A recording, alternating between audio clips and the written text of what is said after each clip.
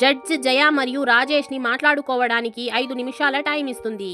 జయ మరియు రాజేష్ బయటికి వెళ్తారు. జయ డైవర్స్ పేపర్ ని చెక్ చేస్తూ అసలు ఏమీ మాట్లాడకుండా సైలెంట్ గా ఉంటుంది. అప్పుడే ఉన్నట్టుండి జయ రాజేష్ తో నీ వ్యాపారం ఎలా జరుగుతుంది అని అడుగుతుంది. దానికి రాజేష్ బానే జరుగుతుంది అని అంటాడు. దానికి జయ ఒక కోడిని ఎంతకి అమ్ముతున్నారు అని అంటే దానికి రాజేష్ నేను 125 రూపాయలకి అమ్ముతున్నాను అని అంటాడు. దానికి జయ నేనైతే 115కి అమ్ముతున్నాను అని అంటుంది. జయ ఇలా ఎందుకు అందో రాజేష్ కి అస్సలు అర్థం కాదు. అప్పుడే జయ విడాకుల పేపర్ పైన సైన్ పెట్టేసి అక్కడి నుంచి వెళ్లిపోతుంది. ఇక్కడ మనకు ఫ్లాష్ బ్యాక్ లో జరిగిన ఒక స్టోరీని చూపిస్తారు. ఒక ముసలాయన రాజేష్ దగ్గరికి వచ్చి తన ఫామ్ ని తీసుకొని తనకి కొంచెం డబ్బులు అప్పుగా ఇవ్వమని అడిగి ఉంటాడు కదా. ఆ ఫామ్ ని ఇప్పుడు జయ హ్యాండ్ ఓవర్ చేసుకుని రాజేష్ కన్నా తక్కువ రేట్కే కోళ్లని సప్లై చేస్తూ ఉంటుంది.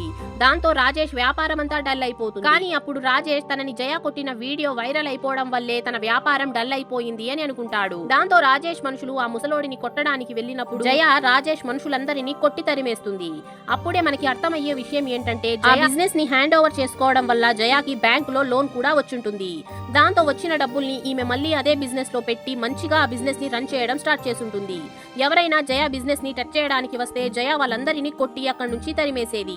ఈ విధంగా జయ కొంచెం కూడా ధైర్యం కోల్పోకుండా తన కాళ్ళపైన తను నిలబడి ఎంతో హ్యాపీగా ఉండడం స్టార్ట్ చేస్తుంది. ఈ విధంగా ఈ మూవీ ఎండ్ అయిపోతుంది. ఈ మూవీ మీకు ఎలా అనిపించిందో కామెంట్ చేసేయండి.